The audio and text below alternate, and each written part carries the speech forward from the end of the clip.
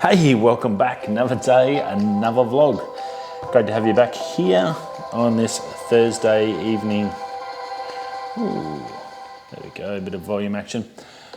Hope you're all well. Hope you've had a good day. I had a big night last night. I think I was up at about 1 o'clock in the morning, trying to get some stuff done. I got about half the roadmap laid down, I guess you could say, for the videos, and put them all in place and started trimming. I've still got a half to go of the video. I'd like to think it'd be tonight, but I'd say it's probably going to be tonight and tomorrow night, or tonight and tomorrow. I've got all day tomorrow to smash it, so I should be able to get a fair bit. If I can do another late one tonight, and then hopefully I can get it sort of smashed out by tomorrow. So fingers crossed. The video's looking pretty good. I had heaps in there, which is good. It's always good to have too much footage than to have not enough. So pretty excited about that. It's looking good at the moment, and yeah, very happy with how it's all rolling. Cool. Heaps of B-roll too, and I've got some other B-roll that I can use for other stuff, so sort of sometimes it works out good for other things, and I can keep some bits and pieces for all my other videos that come out. So always good, and never don't film something. It's easier to trim it out than to not have it and have to go and rush out and film something. So worked out well. Rightio, big news today coming out of the States. The Senate has acquitted Donald Trump of impeachment. Basically, the voting come down to, I think it was 53 or 54 to like 47 or something. Yeah, basically he got off and he got away with it, and it's now okay to use foreign powers in the States to orchestrate a election win, which is bloody terrible to think of that. Hence what I said the other day when they talked about online voting, you might as well, because it's all rigged anyway. It's like a horse race, totally rigged. The jockeys know who's going to win before they even start, so why do I even worry? And it's wonder why no one votes anymore, because it's all a big scam. It's all big companies bribing people, and now we've got big company people running the place, and they're just doing whatever the hell they want and getting away with it. Yeah, guess from my side, from where I looked, my point of view and opinion, I was sort of a bit disappointed with it. Unfortunately, that's the rules, and that's it. If you get off, well, you get off. Good luck to you. I'm sure there's been plenty of other people that haven't got off that actually were innocent. And unfortunately, that's how these rules, and that's what a trial is all about. If you've got the numbers, well, you win. That's democracy. Democracy, far, far from perfect. And I think even all the way back to the Greeks that invented it, it is definitely not a perfect system, I can guarantee you that. But what it is you know the rules, democracy, he who has the majority wins. Unless you're a minority group nowadays, then you have more say. But realistically, you don't, because should be all on voting power. But huge news. I'm sure that's going to change a lot of people's opinions on what's going to happen around the world. It obviously gives him a lot of power to just do whatever he wants and go for it. So yes, it's these other guys that are going to come after him need to get their shit together, because now they have to knock him out in the election. So 2020 is going to be a huge year for everyone, because this is the year, if they want to get rid of him, they're going to have to do it through election and get the votes and get the American people to change their mind. That's the only way it's going to happen.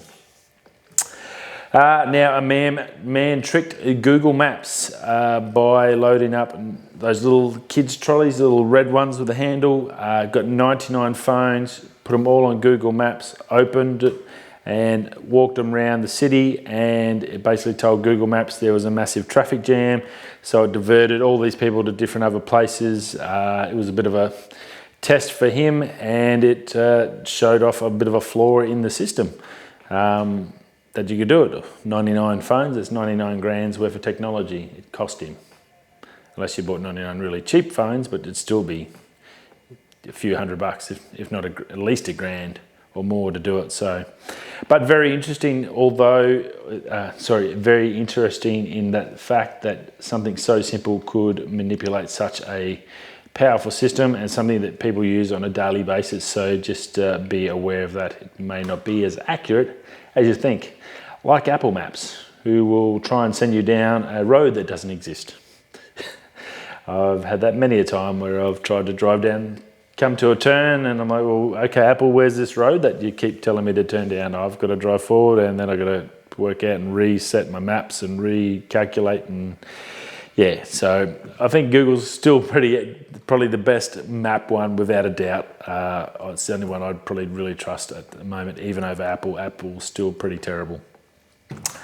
Samsung, whoa, huge one from Samsung. Someone in Europe's going to get sacked today. One of the European Samsung websites fully leaked the S20, put the picture of the phone up, all its details up on their web. It got found, it got screenshotted, and now the web has hold of it. Basically, it's like that last leak. It was only the base model, it wasn't the Ultra, so we don't know about how that bottom looks, but the long, elongated camera section, the super slim bezels with the little tiny hole, all that's pretty much as previously reported, as we've shown you on this channel as well. So yeah, pretty much wild. So come February 11th, not really much to expect other than possibly maybe some minor variations on that Ultra, if that's any different. But looks like everything that leaked was true and pretty darn good. Apple, patent's been found of Apple's for a folding device. It looks a bit big than an iPhone. Boys at Lou later punched it out. They're talking about it today. Had some sort of mechanical device where it would join the screens and put pressure on them so you couldn't see the join in the screens. So some sort of, I guess, flexi screen or something. But it wasn't actually a folding screen, but when the screen comes down, it sort of butts up, and this mechanical join section was able to keep the pressure on, so there was no seam. So that looks pretty darn cool. Again, Apple has thousands of patents. They've got the money to blow on patents. Patents cost a friggin' fortune, let me tell you. I've got one and I can't even afford to maintain that. I think come August this year, I think I've got to walk away from it because it just costs too much. It's like $1,500 a country just to stop that country from copying what you want to do. So 180 countries times $1,500 for every single patent. Do the numbers there, and there's not many companies that can afford to do it, but that's why the rich get richer and the poor get poorer, because even if you've got a good idea, good luck being able to afford to keep it from others from stealing it. So yeah, a bit unfortunate about that, but yeah, look, the patents in there look pretty cool. Mechanical idea, probably a different way of looking at things, definitely a different way. Instead of having a flexible screen, having two screens that butt up to maintain one, something like an iPad, that you could have a 10-inch that turns into a 20-inch one screen. You could have two 10-inch iPad screens back to back. That'd be pretty cool. Some sort of laptop type, use the one screen as a typing board and the other one as a screen. That'd be pretty cool. So yeah, Apple, I'm sure they'll have some ideas that'll eventually get used, that technology, and a different way of looking at it, I guess. Rightio, Windows. If you've used Paint or WordPad or Notepad on the old Windows systems, now on Windows 10 you can finally get rid of them if you didn't want them. They've were always affixed like hardware or hardwired into the software programs, and now they've been made available to remove from Windows 10. So if you're long existing, hated having them there and just taking up space or just annoyed you, now you have the ability to remove them. So yeah, good to see Windows sort of coming out there and changing things up, I guess. Yeah, very cool. I think there's a few on Apple that I'd like to just be able to get rid of, but you can't. Like GarageBand, I don't play music and that, but it just sits there and you just go, well, why can't you just pick and choose off the App Store what you want?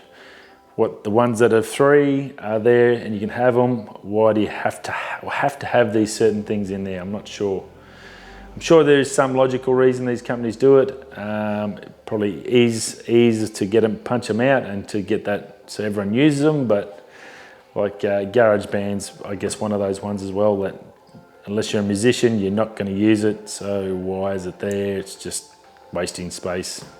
And I do get the thing. Like if something's there and you don't want it there, it does get under your skin a little bit for me. My OCD kicks in, I think. Rightio, and lucky last, New Zealand government and Wisk, I think I got the name right, Wisk and the New Zealand government to trial self-flying drone travel. Boeing has backed this, so Boeing is a monster flying company, aeronautical company, so that they've got that experience, that technical expertise. They're jumping in, so it's an air taxi drone, it's a huge one. Their trials they're looking to start the trials soon in New Zealand. Obviously it's a small area, a lot easier to control. Very interesting how that goes and how it starts. I'm sure that'll pave the way for a lot of things happening in the future. Big news, and I think if it does take off and it does work and they don't have too many issues, I think you'll see those trials start to expand out into other smaller countries in different zones so they can test the water, I guess, on this new technology, and it's definitely something worth to look at. So very interesting, and yeah, Boeing doing whatever they can. They need to bounce back a few after the MAX issues. So, and they got that new X with the folding tips. That was pretty cool. Hope you got to see that one.